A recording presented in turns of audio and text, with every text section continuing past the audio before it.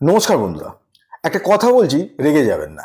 পাকিস্তানের প্রধানমন্ত্রী যে ভারতকে এত ভালোবাসে সেটা কিন্তু এর আগে কেউ কখনো জানতও না।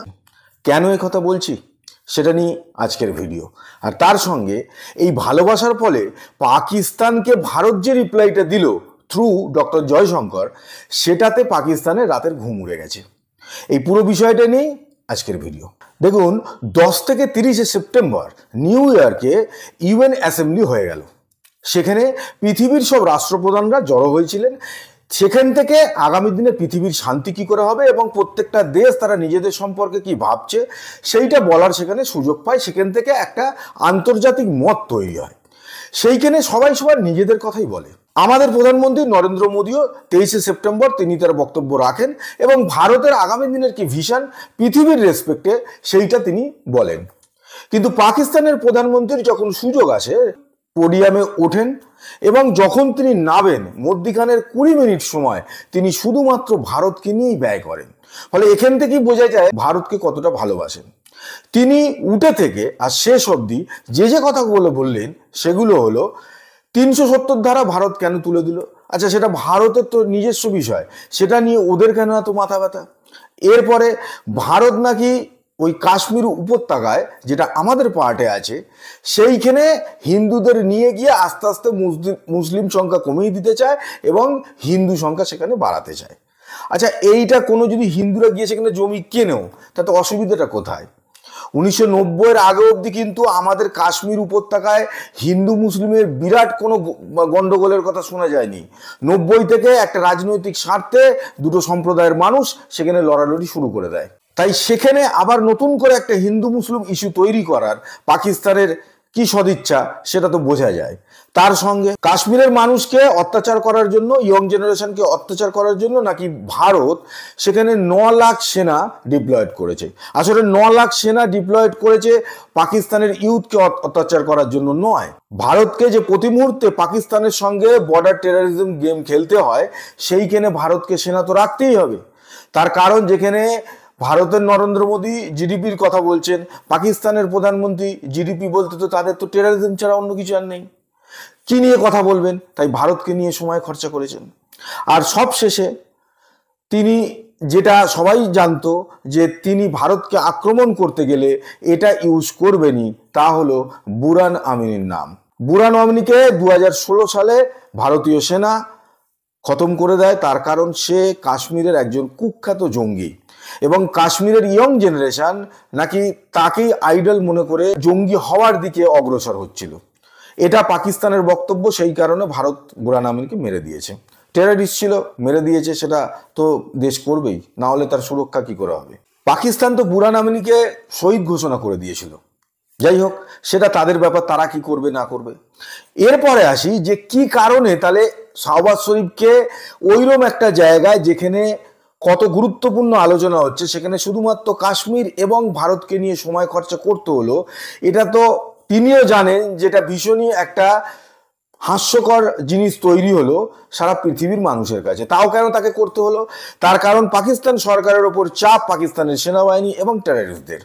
তার কারণ পাকিস্তান সেনাবাহিনীর বক্তব্য, ভেতরের বক্তব্য নিশ্চয়ই, যে অনেক দিন যুদ্ধ হয়নি, ফলে যুদ্ধ হলে বিভিন্ন দেশের কাছে সাহায্যের জন্য যাব এবং সেখান থেকে যা সাহায্য আসবে তার কিছুটা যুদ্ধে আর কিছুটা গেল।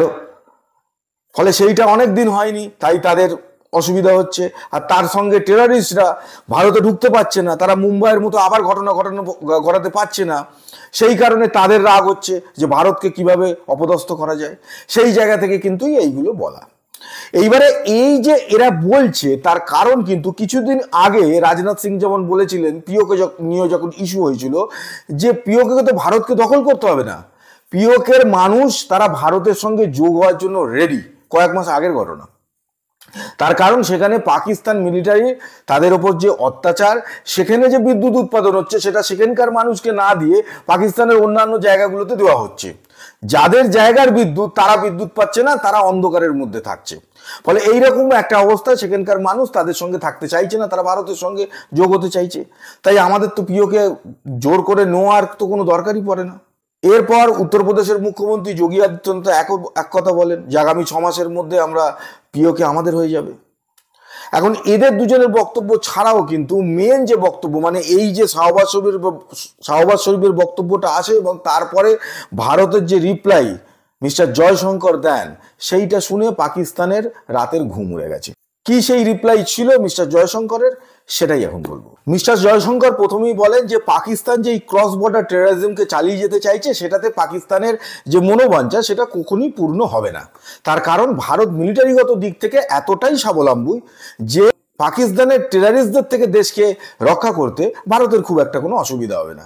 আসলে পাকিস্তানের ইচ্ছে হচ্ছে যে এই সব করে যাতে ভারতের সঙ্গে তাদের যে আলোচনাটা বন্ধ আছে সেইটা আবার নতুন করে শুরু করা যায়, যাতে ভারত খানিকটা আন্তর্জাতিক ক্ষেত্রে চাপে পড়ে যায়, তার ফলে পাকিস্তানের সঙ্গে একটা নেগোসিয়েশনে যেতে চায়। কিন্তু ভারতের তো কোনো দায় নেই সেই নেগোসিয়েশনে যাওয়ার, তাহলে ভারত এই সব ফাঁদে পা দেবে কেন? পাকিস্তানের এই যে ফাঁদ, তাতে ভারত পা দেয়নি। তা না দিয়ে ভারত দুটো রিপ্লাই দিয়েছে। এক নম্বর হলো যে ভারত বলেছে যে পাকিস্তান এই যে কাজটা করলো তার পরিণাম পাকিস্তানকে ভুগতে হবে। আর দু নম্বর হলো যে পাকিস্তানের সঙ্গে কথা আবার তখন বলা হবে যখন পাকিস্তান পিওকে থেকে তাদের সেনা সরিয়ে নেবে। এই দুটো ছিল ভারতের রিপ্লাই। এবারে জয়শঙ্কর স্যার এই কথা কেন বললেন যে যখন পিওকে থেকে পাকিস্তান সেনা সরিয়ে নেবে? কাশ্মীরের পাকিস্তান যেটা নিয়ে দখল করে বসে আছে সেইটার কথা বলছেন। কেন দখল করে বসে আছে না, স্বাধীনতার পর যখন দেশ ভাগ হয় তখন জয় সিং যেহেতু ভারতের সঙ্গে ট্রিটি করে নেন, সেই অর্থে পুরো কাশ্মীরই কিন্তু ভারতেরই হওয়ার কথা, কারণ চুক্তি তাই হয়েছে। কিন্তু পাকিস্তান চড়ি ছুপে কাশ্মীরে একটা পোর্শন লুকিয়ে সেখানে সেনা পাঠিয়ে দখল করে বসে। ম্যাটার যায় ইউএনএসসিতে। ইউএন তখন বলে যে এখানকার জনমত সমীক্ষা করিয়ে তোমরা ডিসাইড করে নাও যে কাশ্মীর কাদের মধ্যে থাকবে। এবারে স্বাভাবিকভাবেই প্রশ্ন থাকে যে পাকিস্তান সেনা যদি কাশ্মীর থেকে উইথড্র করে নেয়, তারপরে সেখানে ভোট দেবে এবং সাধারণ মানুষ যাকে ঠিক করবে যে পাকিস্তানে যাবে না ভারতে যাবে, সেটা তাই মতো হবে। কিন্তু পাকিস্তান সেই সময় থেকে আর আজ অবধি এখন অবধি কাশ্মীরের যে অংশটা তারা দখল করে বসে আছে সেই জায়গা থেকে সেনা সরায়নি। সেই কারণেই কিন্তু ভোটও করা যায়নি। যদি ভোট হয় তাহলে পাকিস্তানের এটা ভয় আছে যে যদি মানুষ ভারতের সঙ্গে চলে যায় তাহলে পাকিস্তানের তো পুরোটাই হাতছাড়া হয়ে যাবে কাশ্মীরটা, তখন কি হবে? দেখুন, আসল কারণটা হচ্ছে যে কাশ্মীরের ভোট। কাশ্মীরে বিধানসভা নির্বাচন হচ্ছে 1 তারিখে, তার 3 নম্বর ফেজের যে 3টে ফেজে ইলেকশন হওয়ার কথা ছিল সেটা শেষ হয়ে যাচ্ছে। আমি যখন এই ভিডিওটা আপলোড করব তখন হয়তো রেজাল্টও বেরিয়ে যাবে, মানে 8 তারিখে রেজাল্ট বেরোচ্ছে। ফলে এইটাই কিন্তু পাকিস্তানের আসল রাগ, যে ভারত একটা সুষ্ঠু নির্বাচন করে দেখিয়ে দিল কাশ্মীর উপত্যকায়, যেখানে সবাই ভেবেছিল বিরাট একটা অশান্তি হবে, সেখানে কিন্তু সেই অর্থে কোনো অশান্তিই হয়নি। একদম নিশ্চিন্তে নির্বিঘ্নে ভোট হয়েছে। সবচেয়ে যেটা আনন্দের কথা সেটা হচ্ছে যে কোথাও 55%, কোথাও 60%, কোথাও 62%, মানে ওভারঅল 55%-এর ওপর মানুষ তাদের ভোটাধিকার প্রয়োগ করেছেন এবং সেখানে একটা সরকার গঠন হবে, সে যেই ক্ষমতায় আসুক। আর এইটাতেই অসুবিধা পাকিস্তানের, যেটা পাকিস্তান কখনোই পাকিস্তানে আজ অবধি সত্যি সত্যি একটা ভোট করাতে পারলো না, একটা ডেমোক্রেসিকে রেডি করতে পারলো না। সেইটা যে তাদের না পারাটা সেটা ভারত যে করে দেখিয়ে দিল, সেই জায়গা থেকেই কিন্তু পাকিস্তানের এত রাগ ভারতের ওপর। তাই যে 20 মিনিট শাহবাজ শরীফ সময় পেলেন, সেই 20 মিনিট তিনি ভারতের জন্যই খরচা করেছেন। তাতে একটা সুবিধা হয়েছে যে আন্তর্জাতিক ক্ষেত্রে পাকিস্তানকে আবার একটা হাস্যকর জায়গায় নিয়ে গেছে। এর থেকে বেশি কিছু এইটায় লাভ কিন্তু তাদের হয়নি। যদি আজকের ভিডিওটি ভালো লেগে থাকে তাহলে লাইক করবেন, সাবস্ক্রাইব করবেন, শেয়ার করবেন। আর যদি চান সবার আগে আমার ভিডিও আপনার কাছে পৌঁছে যাক তাহলে বেল আইকনটা প্রেস করতে ভুলবেন না। দেখা হচ্ছে পরের ভিডিওতে নতুন কাহিনীর সঙ্গে। আজকের মতো বিদায় নিচ্ছি, ভালো থাকবেন।